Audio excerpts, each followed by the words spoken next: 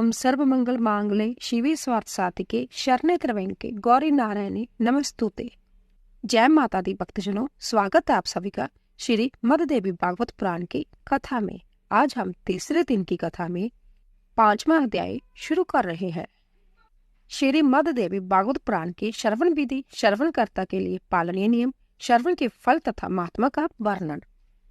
ऋषियों ने कहा, हे महाभाग सूत जी, हम लोगों ने श्री मद देवी भागवत महात्मा सुन लिया और अब इस पुराण के श्रवण विधि सुनना चाहते हैं। सूत जी बोले, हे मुनियों, अब आप लोग इस पुराण के श्रवण विधान सुने, जिसे सुनने वाले मनुष्य की समस्त कामनाएं सिद्ध हो जाती है। पुराण श्रवण के इच्छुक विद्वान मनुष्य को चाहिए कि वह सर्वप्रथम ज्योतिष को बुलाकर शुभ मुहूर्त निर्धारित कर ले। इसके लिए ज्येष्ठ मास के लेकर 6 महीनों तक शुभ कारक होते हैं। हस्त, अश्विनी, मूल, पुष्य, रोहिणी, अनुराधा, मृगशीरा तथा श्रवण नक्षत्र, पुण्य तिथि तथा शुभ दिन में श्री मद देवी भागवत पुराण का श्रवण कल्याणकारी होता है। जिस नक्षत्र में बृहस्पति हो, उससे चंद्रमा तक गिनने पर क्रमश इस प्रकार फल होते हैं। 4 नक्षत्र तक धर्म प्राप्ति, पुण्य 4 तक लक्ष्मी की प्राप्ति, इसके बाद एक नक्षत्र कथा में सिद्धि प्रदान करने वाला, फिर 5 नक्षत्र परम सुख की प्राप्ति कराने वाला, बाद में 6 नक्षत्र पीड़ा करने वाले, इसके बाद 4 नक्षत्र राज्य व्यय उत्पन्न करने वाले और फिर 3 नक्षत्र ज्ञान प्राप्ति में सहायक होते हैं। पुराण श्रवण के आरंभ में शिव भक्त चक्र का शोधन कर लेना चाहिए। देवी की प्रसन्नता के लिए इसे चारों नवरात्रों में सुनना चाहिए अथवा तिथिवार और नक्षत्र पर सम्यक विचार करके जय पुराण अन्य मासों में भी सुना जा सकता है। विवाह आदि में जिस प्रकार उत्साह पूर्वक तैयारी की जाती है, उसी प्रकार नवाह जग के अवसर पर भी बुद्धिमान मनुष्य को प्रयत्न पूर्वक सामग्री आदि तैयारी करनी चाहिए। पाखंड तथा लोभ से रहित चतुर, उदार एवं देवी भक्त सज्जनों को भी सहायक के रूप में लेना चाहिए। देश देश में भी जतन पूर्वक यह संदेश भेजना चाहिए कि हे कथा अनुरागी सज्जनों, जहाँ श्रीमद देवी भागवत की कथा होने जा रही है, आप अवश्य पधारे। चाहे सूर्य की उपासना करने वाले हो, चाहे गणेश भक्त हो, चाहे शिव हो, चाहे वैष्णव हो अथवा शक्ति के उपासक हो, सभी इस कथा के श्रवण के अधिकारी है, क्योंकि सभी देवता शक्ति के साथ ही रहते हैं। इसीलिए श्रीमद देवी भागवत की कथा रूपी सुधा के रसिक प्रेमजनों को कथा श्रवण के लिए विशेष रूप से आना चाहिए। ब्राह्मण, क्षत्रिय, वैश्य, शूद्र, चारों वर्ण के स्त्री पुरुष, ब्रह्मचार्य, गृहस्थ, वानप्रस्थ, संन्यास, इन चारों आश्रमों में निरत मनुष्य को चाहे सकाम भाव से अथवा निष्काम भाव से अवश्य ही इस कथा सुधा का पान करना चाहिए। जिन लोगों को पूरे 9 दिन तक कथा सुनने का अवकाश न मिल सके, वे जब भी समय मिले तभी आ जाए, क्योंकि जग में शनिवार भी पहुंच जाना विशेष पुण्यदायक होता है। बड़े नम्रता के साथ मनुष्य को निमंत्रण देना चाहिए और आए हुए श्रोताओं को बैठने का भी समुचित प्रबंध करना चाहिए। विस्तृत भूमि में कथा और प्रवचन का सुंदर स्थान बनाना चाहिए।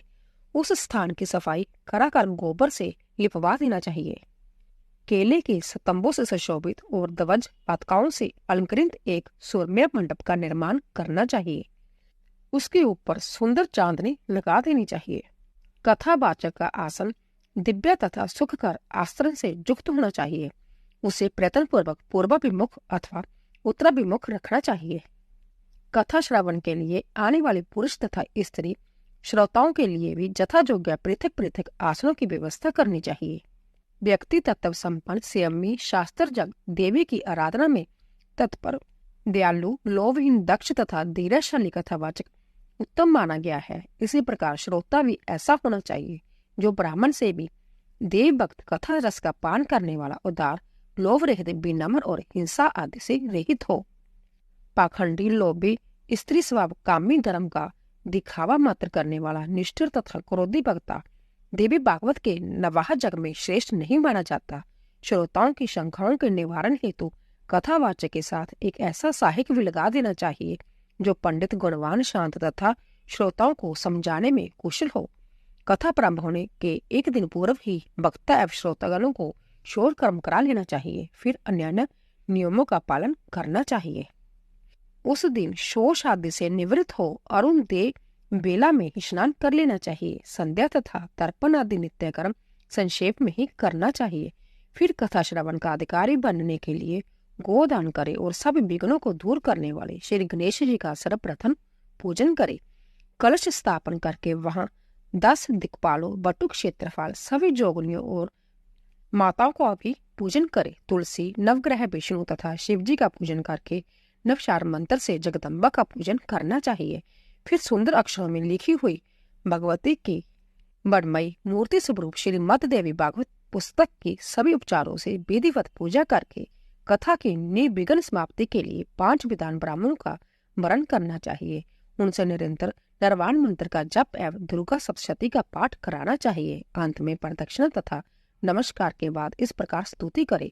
हे कत्यायनी, हे महामाये, हे भुवनेश्वरी, हे कृपामय, हे भवानी, मैं संसार सागर में डूब रहा हूँ, मेरा उद्धार कीजिए। तथा हे ब्रह्मा विष्णु महेश से पूजनीय माता जगदम्बिके, मेरे ऊपर प्रसन्न होइए। हे देवी, आप मुझे मनोवांछित वर प्रदान कीजिए, आपको बार बार प्रणाम है। इस प्रकार प्रार्थना करके स्वस्थ चित्त होकर कथा सुने। उस समय शील चित्त होकर वक्ता को साक्षात व्यास समझकर विधिवत उनकी पूजा करे और वस्त्र आभूषण तथा माला आदि पहनाकर उनसे प्रार्थना करे। समस्त शास्त्र तथा पुराने ऐतिहासिक ज्ञाता, हे व्यास जी, आपको नमस्कार है। आप कथा रूपी चंद्रमा के ज्योति से हमारे अंधकरण के अंधकार समूह को नष्ट कीजिए। इसके बाद नवहा के नियमों का व्रत ले और ब्राह्मणों का यथाशक्ति पूजन करके उन्हें पहले यथा स्थान बैठा दे। फिर सब भी अपने आसन पर बैठ जाए। तब सावधान मन से चारों पुरुषार्थ धर्म, अर्थ, काम एवं मोक्ष फल को प्राप्त करने के लिए पुत्र, कलत्र, धन धान्य तथा ग्रह की चिंता छोड़कर कथा सुने। विद्वान वक्ता को चाहिए कि वह सूर्य उदय आरंभ करके पुण्य दोपहर में 2 घड़ी विश्राम करके सूर्य अस्त के कुछ समय पहले तक कथा वाचन करे। मल मूत्र के वेग को रोकने के लिए स्वल्प आहार उत्तम होता है। कथार्थी को दिन रात में केवल एक बार हवन्य अन्न भोजन करना ही ठीक है, अथवा फलहार करे या केवल दूध घी के आहार ही रहे। बुद्धिमान को चाहिए कि ऐसा आहार ग्रहण करे जिससे कथा में किसी प्रकार की बाधा ना हो। हे द्विजगण, अब मैं कथा श्रवण निष्ठा रखने वालों को नियम बताता हूँ। जो लोग ब्रह्मा, विष्णु और शिवम में वेद दृष्टि रखते हैं, देवी की भक्ति से रहित है, जो पखंडी, हिंसक तथा दुष्ट है और जो ब्राह्मणों से द्वेष रखने वाले तथा नास्तिक है, वह कथा श्रवण के योग्य नहीं है। जो पर स्त्री, प्रायधन, ब्राह्मण धन तथा देव संपत्ति के हरण में लुब्ध रहते हैं, उनका कथा श्रवण में अधिकार नहीं है। श्रोता को चाहिए कि वह ब्रह्मचर्य का पालन करे, पृथ्वी पर सोए, सत्य बोले, जितेंद्रिय रहे तथा कथा की समाप्ति पर संयम पूर्वक पत्थर पर भोजन करे। श्रोता को चाहिए कि वह ब्रह्मचर्य का पालन करे, पृथ्वी पर सोए और बर्ती को बैंगन, बेहड़ा, कलिंद, तेल, दाल, मधु और जला हुआ बासी तथा बाफ दूषित अन्न का त्याग कर देना चाहिए। कथा सुनने वाला बर्ती मांस, मसूर, राजसवला स्त्री का देखा हुआ खादन, लहसुन, मूली, हींग, प्याज, गाजर, कोहड़ा और कर्मी का साग ना खाए। काम, क्रोध, मद, लोभ, पाखंड और अहंकार को छोड़ दे। विप्रद्रोही, पतित, संस्कारहीन, चंडाल, जवन, अंत्यज, राजसवला स्त्री और वेद विहीन मनुष्य से कथावर्ती को वार्तालाप नहीं करना चाहिए। श्रोता को चाहिए कि वह वेद, गौ, गुरु, ब्राह्मण, स्त्री, राजा, महापुरुष, देवता और देव भक्तों की निंदा कभी ना सुने। जो कथावर्ती हो उसे सर्वदा विनयशील, सरल चित्त, पवित्र, दयालु, कम बोलने वाला तथा उदार मन वाला होना चाहिए। श्वेत कुष्ठी, कुष्ठी शेयरों की अवागा, पापी, दरिंदर तथा संतानहीन मनुष्य इस कथा को भक्ति पूर्वक सुने। जो स्त्री बंध्या, कांक बंध्या, जिस स्त्री को एक बार संतान होकर बंद हो जाए, अवागन तथा मृत अवस्था हो और जिस गर्भ गिर जाता हो, ऐसी सभी स्त्री को इस देवी भागवत की कथा का श्रवण करना चाहिए। जो मनुष्य बिना परिश्रम के ही धर्म, अर्थ, काम और मोक्ष प्राप्त करना चाहता है, वह जतन पूर्वक इस देवी भागवत की कथा अवश्य सुने।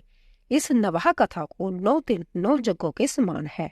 उनमें किया गया दान, हवन तथा जप अनंत फल देने वाला होता है। इस प्रकार नवहा व्रत करके उसका उद्यापन करना चाहिए। फल की कामना करने वाले पुरुषों को महाअष्टमी व्रत के उद्यापन की भांति नवहा व्रत का भी उद्यापन करना चाहिए। निष्काम भक्ति कथा के श्रवण मात्र से पवित्र होकर मुक्ति पा जाते हैं, क्योंकि पराभक्ति मनुष्य को भोग और मोक्ष सब कुछ देने वाली है। पुस्तक और कथावाचक दोनों की प्रतिदिन पूजा करनी चाहिए और वक्ता द्वारा दिया हुआ प्रसाद भक्ति पूर्वक ग्रहण करना चाहिए।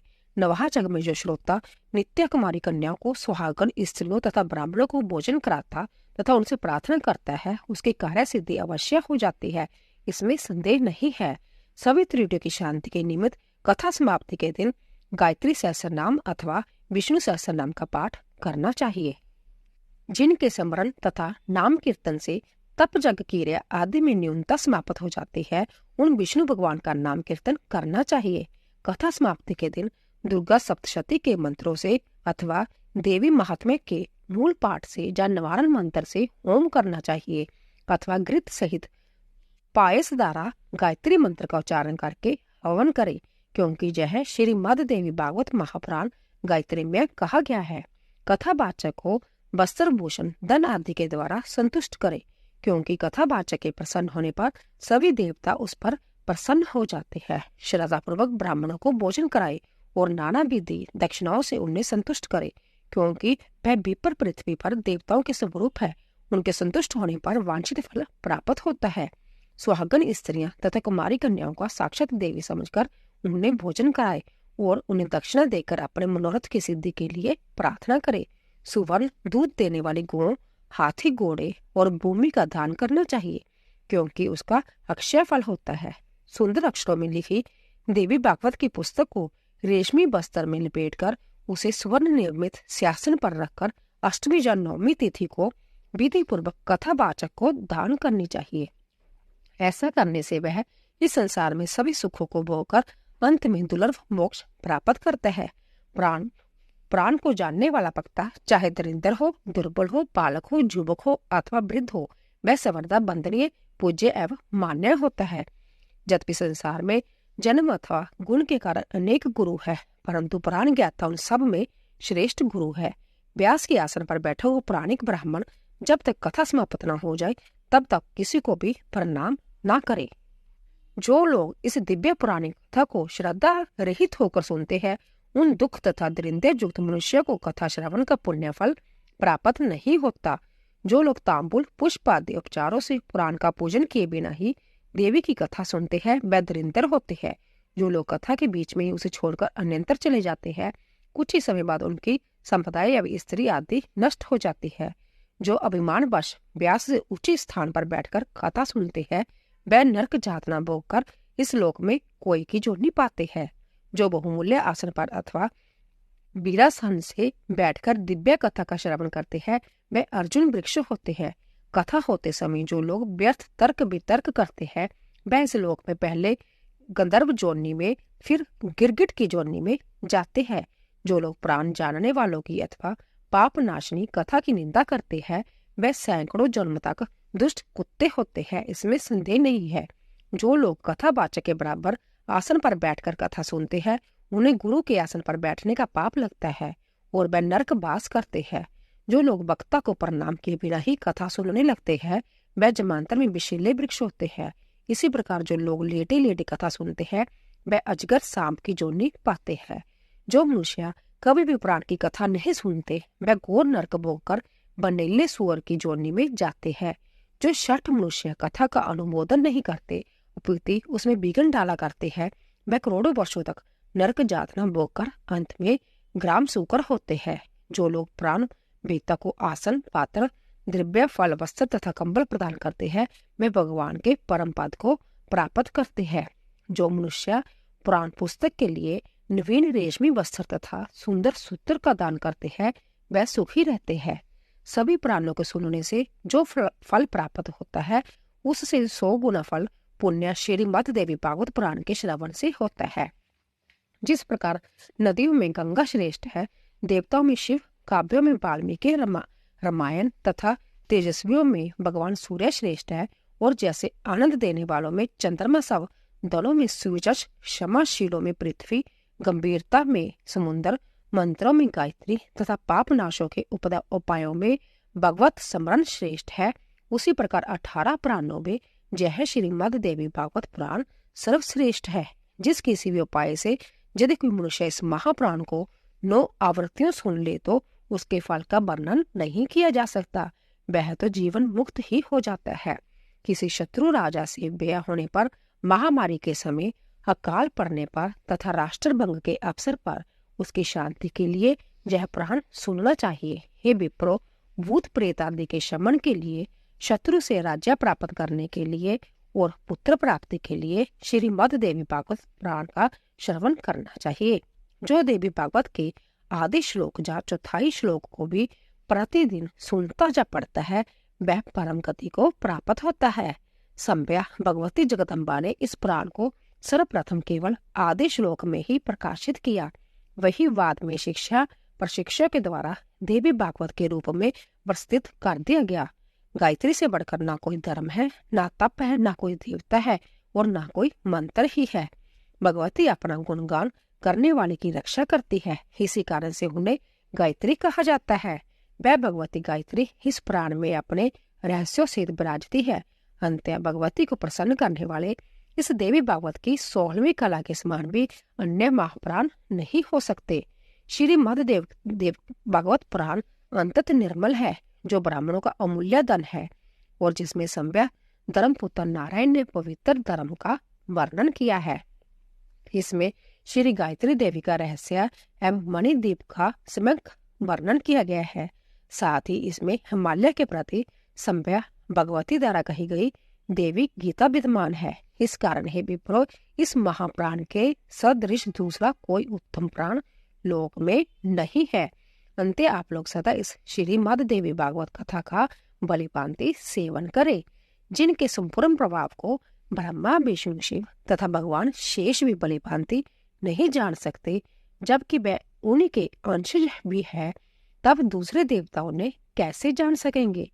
उन भगवती जगदम्बिका को मेरा निरंतर प्रणाम है, जिनके चरण कमलों की धूलि पाकर ब्रह्मा समस्त संसार की रचना करते हैं, भगवान विष्णु निरंतर पालन करते हैं और रुद्र संहार करते हैं। दूसरे किसी उपाय से वे अपना कार्य करने में समर्थ नहीं हो सकते। ऐसी उन भगवती जगदम्बिका को मेरा सतत प्रणाम है। अमृत सागर तट पर कल्प वृक्ष की वाटिका से सुशोभित मणिद्वीप में स्थित बहुवर्ण चित्रित चिंतामणि में भवन में तथा परम शिव के हृदय में विराजमान रहने वाली और मंद मंद मुस्कान युक्त मुखमंडल वाली जगदम्बा का ध्यान करके मनुष्य संसारिक सुखों का उपभोग करता है और अंत में निश्चय ही मोक्ष को प्राप्त होता है। इस प्रकार ब्रह्मा विष्णु शिव इंद्र आदि देवताओं एवं समस्त महर्षियों द्वारा पूजित मणिद्वीप निवासिनी वह भगवती संसार का कल्याण करती है। बोले भगवती जगदम्बे माता की जय। तो दोस्तों, इसी तरह श्रीमद देवी भागवत पुराण का महात्मा समाप्त हुआ और कल की कथा में श्रीमद देवी भागवत पुराण की कथा शुरू की जाएगी। कृपया सभी प्रेम से सुने। आप सभी का धन्यवाद।